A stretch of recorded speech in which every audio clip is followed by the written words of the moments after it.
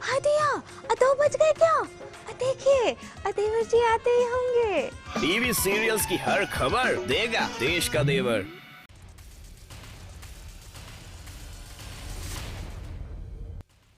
नमस्कार, मैं हूं आपके साथ हिमानी नथानी। सुबह के 8 बजने को हैं और हम लेकर हाजिर हैं फटाफट खबरों के सफर को। तो आइए शुरुआत करते हैं सारा देश 100 खबरों की। दिल्ली में लिफ्ट का झांसा देकर एक युवती को अगवा करने का मामला सामने आया है। तीनों बदमाशों को पुलिस ने गिरफ्तार कर लिया है। दरअसल लड़की को अगवा करके बदमाश भाग ही रहे थे कि तभी पुलिस ने इनका पीछा किया और लड़की को बदमाशों के चंगुल से छुड़ा लिया। बीती रात दिल्ली के मंगोलपुरी फ्लाईओवर पर श्री गंगानगर से दिल्ली आ रही राजस्थान रोडवेज की बस पलट गई। हादसे में कई सवारियां घायल हुई हैं, जिन्हें मंगोलपुरी के संजय गांधी मेमोरियल अस्पताल में भर्ती कराया गया। इस हादसे में किसी वाहन से कोई टक्कर नहीं हुई। वहीं हादसे की वजह ड्राइवर को नींद की झपकी आना बताया जा रहा है।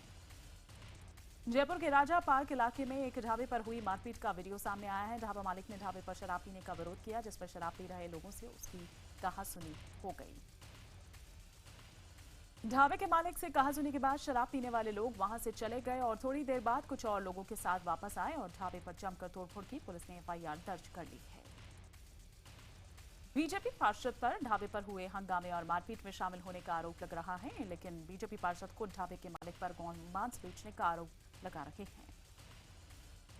अमृतसर में एक शख्स को गोली मारने की वारदात का वीडियो सामने आया है। तस्वीरों में साफ दिख रहा है कि कैसे एक शख्स को बदमाश अचानक पीछे से आकर 3 गोलियां मारता है, फिर फरार हो जाता है। शख्स की मौके पर ही मौत हो जाती है। बताया जा रहा है कि मारा गया शख्स पास के ही एक अस्पताल में भर्ती अपनी सास का हाल चाल जानने आया था। ये सारी घटना पास में लगी सीसीटीवी कैमरा में कैद हो गई। यूपी में फैजाबाद के बुरा कलंदर इलाके में एक प्रॉपर्टी डीलर की गोली मारकर हत्या कर दी गई। मृतक का शव इलाहाबाद हाईवे पर उसकी कार में पाया गया। चंडीगढ़ में एक मां पर आरोप लगा है कि उसने अपनी ही 6 साल की मासूम बेटी के दोनों हाथों में लोहे की गर्म रॉड से उसको जला दिया। बच्ची का कसूर सिर्फ इतना था कि वो शरारत कर रही थी। बताया जा रहा है कि जब बच्ची रोती रोती बाहर आई तो पड़ोसियों ने चाइल्ड कमीशन को सूचना दी। पुलिस ने मामला दर्ज कर लिया है। हालांकि आरोपी मां का कहना है कि सिर्फ वो बच्ची को डराना चाहती थी। यूपी के बुलंदशहर में चोर शोरूम में दीवार तोड़कर घुसे और 4 लाख की कीमत की बैटरी, मोबाइल और नकदी पर हाथ साफ कर लिया। चोरी की घटना सीसीटीवी में कैद हो गई। चीन में एक 2 साल के बच्चे का हैरान कर देने वाला वीडियो सामने आया है, जहां वीडियो में बच्चा खेलते हुए एक मिनी वैन में नीचे आ जाता है। तो वहीं हालांकि हादसे में बच्चे को गंभीर चोटें नहीं आई। यहां तस्वीरों में आप साफ देख पा रहे हैं कि किस तरह ये मिनी वैन बच्चे के ऊपर से होते हुए आगे बढ़ रही है। हालांकि गनीमत ये रही कि गाड़ी का पिछला टायर बच्चे के ऊपर नहीं चढ़ा, जिसके बाद पास में ही मौजूद लोग आकर पास में बच्चे को बचाते हैं। साउथ चाइना में एक युवक का वीडियो सामने आया है, जिसमें वो ब्रेकअप के बाद अपनी एक्स गर्लफ्रेंड को बुरी तरह से पीट रहा है। इसके साथ ही युवक लड़की से पैसे भी मांग रहा है जो उसने उसके ऊपर खर्च किए थे। तस्वीरों में आप यहां साफ देख पा रहे हैं कि बीच सड़क पर यह शख्स किस तरह बुरी तरह से अपनी गर्लफ्रेंड को पीट रहा है, लेकिन आसपास खड़े लोग तमाशबीन बने हुए हैं। कोई भी इस लड़की को बचाने आगे नहीं आया। चीन में एक अनियंत्रित ट्रक 17 गाड़ियों को टक्कर मारते हुए खुद भी दुर्घटनाग्रस्त हो गया। रोंगटे खड़े कर देने वाली ये तस्वीरें सीसीटीवी में कैद हो गई। वीडियो में आप साफ देख सकते हैं कि कैसे एक बेकाबू ट्रक पहले एक कार को टक्कर मारते हुए आगे धकेलते हुए गाड़ियों को चलता हुआ भागता जा रहा है। इस हादसे में 8 लोगों के घायल होने की खबर है। अमेरिका के मिशिगन राज्य के डेरबॉन शहर में टैंकर और कार में आग लगने का हैरत अंगेज वीडियो सामने आया है। दरअसल हाईवे पर जा रहे एक टैंकर की कार से टक्कर हो गई, जिसके बाद दोनों में आग लग गई। टोक्यो के हनेदा हवाई अड्डे पर कोरियन एयर के बोइंग 777 विमान के एक इंजन में आग लग गई, जिसके बाद इसमें सवार लगभग 300 यात्रियों एवं चालक दल के सदस्यों को सुरक्षित बाहर निकाल लिया गया। दरअसल जब ये विमान उड़ान भरने ही वाला था, तभी इससे धुआं निकलते हुए देखा गया। वहीं विमान में लगी आग को बुझा लिया गया है। रूस में बंजी जंपिंग का एक दिल दिला देने वाला वीडियो सामने आया है, जहां जंप के दौरान गलत तरीके से छलांग लगाने की वजह से लड़की चट्टान से टकरा गई। हालांकि हेलमेट की वजह से लड़की को गंभीर चोट नहीं आई। मुंबई के डोंबिवली में गुरुवार को एक केमिकल फैक्ट्री में हुए धमाके का नया वीडियो सामने आया है। वीडियो में साफ नजर आ रहा है कि कैसे अचानक हुए विस्फोट से दफ्तर की खिड़की टूट गई और शीशे वहां बैठे हुए लोगों पर गिर पड़े। बता दें कि केमिकल फैक्ट्री में हुए इस धमाके में मरने वालों की तादाद 11 हो चुकी है, जबकि 100 से ज्यादा लोग इसमें जख्मी हुए हैं। जम्मू कश्मीर के बारामूला में घंटों मुठभेड़ के बाद सुरक्षा बलों ने उस घर को बारूद से उड़ा दिया जिसमें आतंकी छिपे हुए थे। इस घर में 2 आतंकी छिपे थे। मध्य प्रदेश के जबलपुर में एक युवती ने मजनू की सरेआम चप्पलों से पिटाई कर दी। आरोपों के मुताबिक युवक लड़की को अश्लील मैसेजेस और कॉल करके परेशान कर रहा था। घटना से परेशान युवती ने आरोपी लड़के को फोन करके मिलने के लिए बुलाया और उसकी जमकर पिटाई कर दी। मध्य प्रदेश के इंदौर में एक इंडिका कार में अचानक से आग लग गई। हादसे के बाद समय रहते कार में सवार 4 लोग उतर गए, जिससे बड़ा हादसा होने से टल गया। हरियाणा के रोहतक में एक मॉल में भीषण आग लग गई। आग से लाखों रुपयों के नुकसान की आशंका जताई जा रही है। आग बुझाने के लिए दमकल कर्मियों को घंटों की मशक्कत करनी पड़ी। जेएनयू में 9 फरवरी को हुए देश विरोधी नारों का मुख्य आरोपी बाहरी छात्र एक बार फिर परिसर में देखा गया। माना यह जा रहा है कि 9 फरवरी को नकाब लगाकर यही शख्स देश विरोधी नारे लगा रहा था। नारेबाजी का ये संदिग्ध आरक्षण को लेकर जेएनयू कैंपस में चल रहे प्रदर्शन के दौरान पहुंचा। पहले तो इस शख्स ने देशद्रोह के आरोपी छात्र अनिर्बन भट्टाचार्य से बात की और फिर उमर खालिद से देर तक बातें करता रहा। इधर एबीवीपी के छात्रों का दावा है कि कैंपस में दिखा ये शख्स मजीब गट्टू यही है और इसी ने 9 फरवरी को देश विरोधी नारे लगाए थे। एबीवीपी के जेएनयू सेक्रेटरी के मुताबिक उन्होंने 9 फरवरी को नकाब उतारने के बाद मजीब गट्टू को ही देखा था। 9 फरवरी को जेएनयू में देश विरोधी नारे लगाए थे, जिसके बाद ही कई दिनों तक यह बवाल होता रहा था। तभी से पुलिस को उन बाहरी लोगों की तलाश है जो नारेबाजी में शामिल थे। यूपीएससी के सीसैट से प्रभावित छात्रों और एबीवीपी कार्यकर्ताओं ने यूपीएससी भवन के सामने विरोध प्रदर्शन किया। बता दें कि पिछले 21 दिनों से सीसैट से प्रभावित 3 छात्र भूख हड़ताल पर बैठे हुए हैं। इनकी मांग है कि 2011 से 14 तक यूपीएससी की सीसैट परीक्षा से हुए नुकसान की भरपाई की जाए। शुक्रवार को नेताजी सुभाष चंद्र बोस से जुड़ी 25 फाइल्स को सार्वजनिक कर दिया गया। www.netajipapers.gov.in पर ये सभी फाइल्स देखी जा सकती है। इन 25 फाइल्स में 5 फाइलें पीएमओ, 4 गृह मंत्रालय और 16 फाइल्स विदेश मंत्रालय से संबंधित हैं। ये सभी फाइल्स 1968 से 2008 के बीच की हैं। संजय दत्त के जेल में रहने के वक्त की जानकारी आरटीआई से मांगे जाने पर यरवड़ा जेल ने अजीबोगरीब जवाब दिया है। जेल प्रशासन ने जवाब में लिखा है कि जानकारी देने के लिए संजय दत्त की इजाजत की जरूरत है।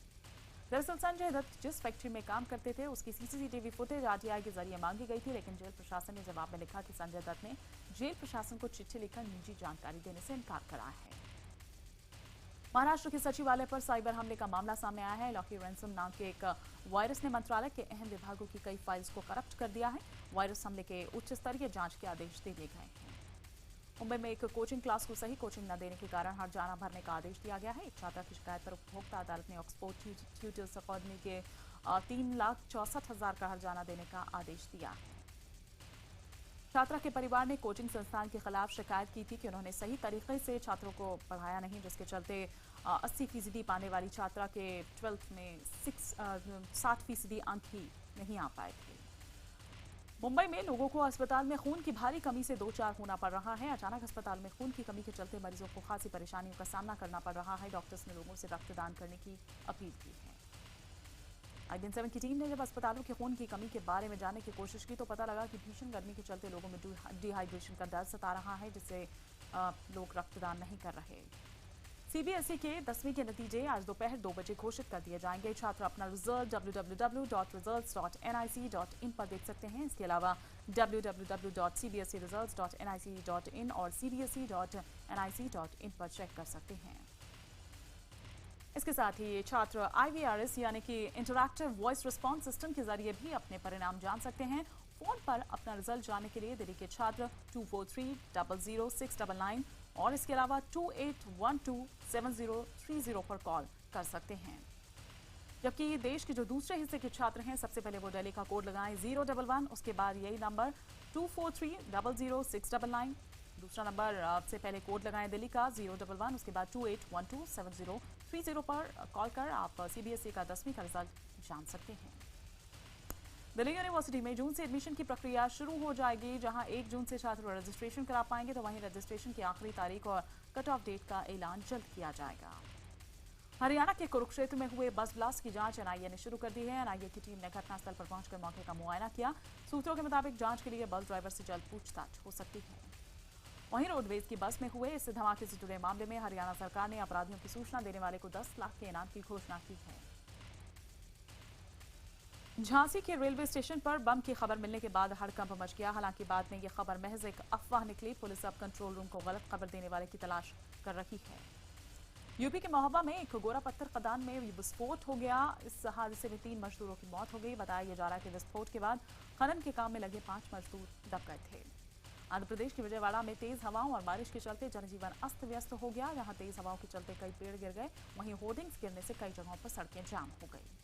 यूपी के अमेठी में आंधी तूफान में 3 लोगों की मौत हो गई, तो वहीं एक व्यक्ति गंभीर रूप से घायल हो गया। जिला प्रशासन ने मृतकों को 4 लाख मुआवजे का ऐलान किया है। वाराणसी में तेज आंधी के बाद हल्की बारिश से मौसम सुहाना हो गया है। वहीं आसपास के इलाकों में भी लोगों से भारी गर्मी से राहत लोगों को मिली है। हालांकि होर्डिंग्स और पेड़ गिरने से कई जगहों पर नुकसान की खबर है। जैसलमेर के पोखरण फील्ड फायरिंग रेंज में भारतीय वायुसेना ने सुपरसोनिक बैलिस्टिक ब्रह्मोस मिसाइल का सफल परीक्षण किया। परीक्षण के दौरान सतह से सतह पर मार करने वाली ब्रह्मोस मिसाइल ने अचूक निशाना साधा। राजस्थान के श्रीगंगानगर में 2 युवकों ने इस्तेमाल की जा चुकी प्लास्टिक की बोतल से घर बनाया है। राज्य सरकार को यह आइडिया इतना पसंद आया कि उन्होंने दोनों युवकों को स्किल डेवलपमेंट का ब्रांड एम्बेसडर चुन लिया। मोदी सरकार के 2 साल पूरे होने पर आज इंडिया गेट पर एक भव्य कार्यक्रम का आयोजन किया जाएगा। कार्यक्रम में सरकार की कई योजनाओं, पिछड़े तबके, किसानों, युवाओं से जुड़े मुद्दे पर सरकार के प्रयासों पर चर्चा होगी। इंडिया गेट पर होने वाले इस समारोह में अभिनेता अमिताभ बच्चन भी 2 विषयों पर चर्चा का संचालन करेंगे। अमिताभ बच्चन बेटी बचाओ बेटी पढ़ाओ और महिलाओं बच्चों से जुड़े मुद्दों पर चर्चा का संचालन करेंगे। समारोह के अंत में प्रधानमंत्री नरेंद्र मोदी का संबोधन होगा। समारोह में शाम 5 बजे से रात 10 बजे तक चलेगा, जिसके लिए इंडिया गेट पर खासी तैयारियां की गई हैं। पूर्वोत्तर राज्यों की कॉन्फ्रेंस में हिस्सा लेने के लिए प्रधानमंत्री नरेंद्र मोदी शिलांग पहुंचे। बैठक में पीएम ने 8 राज्यों के मुख्यमंत्री और राज्यपालों के साथ पूर्वोत्तर इलाके के विकास पर चर्चा की। शिलांग के अपने दौरे पर पीएम ने कामाख्या देवी से वैष्णो देवी तक सीधी साप्ताहिक ट्रेन को हरी झंडी दिखाई। इसके अलावा पीएम ने शिलांग के फुटबॉल स्टेडियम का शिलान्यास किया। बीजेपी अध्यक्ष अमित शाह ने यह कहा है कि केंद्रीय मंत्रिमंडल में फेरबदल होगा, लेकिन अभी तारीख तय नहीं। मोदी सरकार के 2 साल पूरा होने पर अमित शाह ने सरकार का रिपोर्ट कार्ड पेश किया और कहा कि विपक्ष चाहकर भी भ्रष्टाचार के आरोप नहीं लगा पाया। रक्षा मंत्री मनोहर पर्रिकर ने कहा है कि मेडिकल रूप से फिट हर भारतीय के लिए सेना के दरवाजे खुले हैं और मुस्लिम समुदाय के युवाओं को भी इसका लाभ उठाना चाहिए। पर्रिकर ने कहा कि अन्य समुदायों की तरह मुस्लिम युवा भी काफी संख्या में सेना में भर्ती हो रहे हैं। मैं मुस्लिम समुदाय के युवकों का भी स्वागत करता हूं, लेकिन उन्हें भर्ती प्रक्रिया का पालन तो करना ही होगा।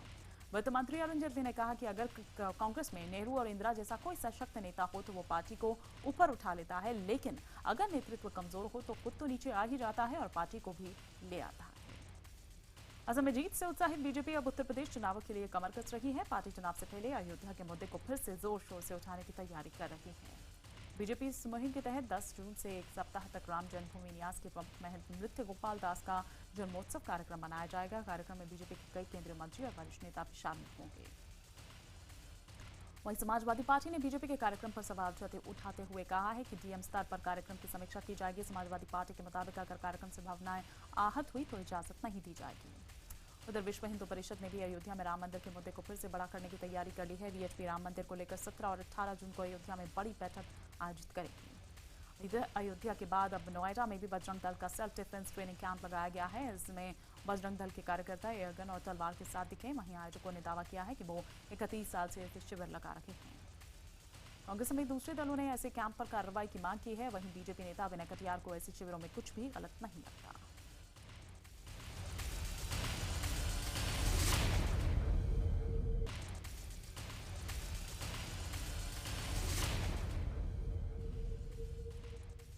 सुन्नी उलेमा काउंसिल के अध्यक्ष अब्दुल हमीद नौमानी ने यह कहा है कि जिन चीजों पर हिंदुस्तान को नाज है वो चीजें मुसलमानों ने भारत को दी है।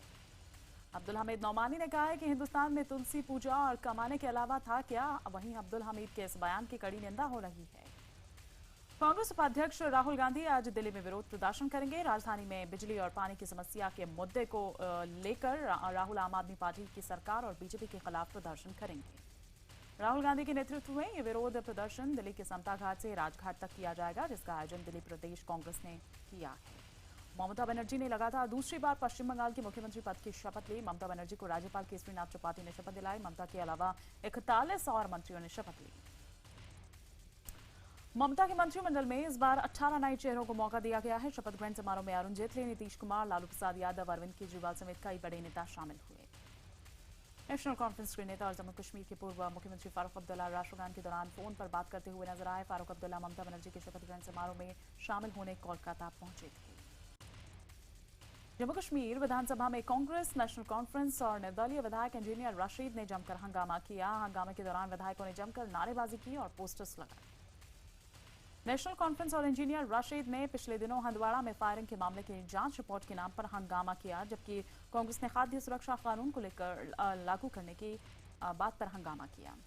रिजर्व बैंक के गवर्नर रघुराम राजन पर हमलावर हुए सुब्रमण्यम स्वामी को खरी खरी सुनाते हुए एसोचैम ने कहा कि राजनेताओं को राजन के दूसरे कार्यकाल पर टिप्पणी करने से बचना चाहिए और ये काम पीएम पर ही छोड़ देना चाहिए। फिल्म उड़ता पंजाब का तीसरा गाना रिलीज हो गया है। फिल्म में शाहिद कपूर, आलिया भट्ट, करीना कपूर, दलजीत मेन लीड में हैं। गौरी शिंदे की फिल्म वॉक एंड टॉक इस साल 2 अक्टूबर को रिलीज होगी। फिल्म में शाहरुख खान और आलिया भट्ट लीड रोल में नजर आएंगे। राधिका आप्टे की फिल्म फोबिया के सीक्वल की तैयारी शुरू हो गई है। फिल्म की सीक्वल में प्लेन की यात्रा के दौरान पैदा होने वाले डर की कहानी दिखाई जाएगी। गायक अंकित तिवारी का नया एल्बम बदतमीज नाम से लॉन्च किया गया है। इस गाने की शूटिंग मुंबई और गोवा में की गई है। अक्षय कुमार की अपकमिंग फिल्म नमस्ते इंग्लैंड की शूटिंग एक बार फिर से पोस्टपोन हो गई है। फाइनेंस की वजह से अक्षय की इस फिल्म को बार बार पोस्टपोन किया जा रहा है। अमेरिकी राष्ट्रपति बराक ओबामा ने हिरोशिमा का दौरा किया और हमले में मारे गए लोगों को श्रद्धांजलि दी। ओबामा परमाणु हमले के बाद हिरोशिमा का दौरा करने वाले पहले अमेरिकी राष्ट्रपति हैं। ओबामा के हिरोशिमा दौरे के दौरान उन्हें विरोध का सामना भी करना पड़ा। हिरोशिमा में स्मारक के बाहर स्थानीय नागरिकों ने अमेरिकी राष्ट्रपति का विरोध किया। मिस्र के फराओस के पिरामिड्स को 20 सालों बाद खोला गया है। फराओ पुराने साम्राज्य के अंतिम 9वें शासक थे। सिडनी फेस्टिवल के दौरान ओपेरा हाउस को रंग बिरंगी लाइट से सजाया गया। ओपेरा हाउस के इस नजारे को देखकर हर कोई हैरान रह गया। इस दौरान ओपेरा हाउस पर कई तरह के डिजाइन भी नजर आए। आईपीएल के एलिमिनेटर राउंड में हैदराबाद सनराइजर्स ने गुजरात लायंस को हराकर फाइनल में अपनी टिकट पक्की कर ली। रविवार रात 8 बजे बेंगलुरु और हैदराबाद के बीच फाइनल मुकाबला बेंगलुरु के होम ग्राउंड में खेला जाएगा। भारत की टेनिस खिलाड़ी सानिया मिर्जा और उनकी जोड़ीदार मार्टिना हिंगिस फ्रेंच ओपन महिला डबल्स के तीसरे राउंड में पहुंच गई है। उन्होंने जापान की नाओ हिबिने और इरी होजुमी की जोड़ी को सीधे सेटों से मात देकर तीसरे राउंड में जगह बनाई। इधर जिम्बाब्वे दौरे के लिए संजय बाघर को टीम इंडिया का हेड कोच बनाया गया है। वहीं अंडर 19 और 18 के कोच रहे अभय शर्मा को इस टूर के लिए फील्डिंग कोच बनाया गया है। ऑस्ट्रेलिया के तेज गेंदबाज मिचेल स्टार्क मैदान पर वापसी करने के लिए बेकरार हैं। पिछले साल नवंबर में चोट लगने की वजह से वो क्रिकेट से बाहर चल रहे थे, लेकिन अब फिट होने के बाद वो वेस्टइंडीज और साउथ अफ्रीका के खिलाफ त्रिकोणीय सीरीज में वापसी कर रहे हैं। भारत की सोनिया लाठेर ने 57 किलो में कजाकिस्तान की एजान खोजबेकोवा को हराकर विश्व मुक्केबाजी चैंपियनशिप के फाइनल में जगह बना ली। अब सोनिया का मुकाबला इटली के अलेसिया मिसियाना से होगा। भारतीय पहलवान सुशील कुमार की ट्रायल पर दिल्ली हाईकोर्ट ने लंबी बहस के बाद सोमवार तक के लिए मामला टाल दिया है। अब सोमवार को दिल्ली हाईकोर्ट इस मामले में अपना फैसला सुना सकती है।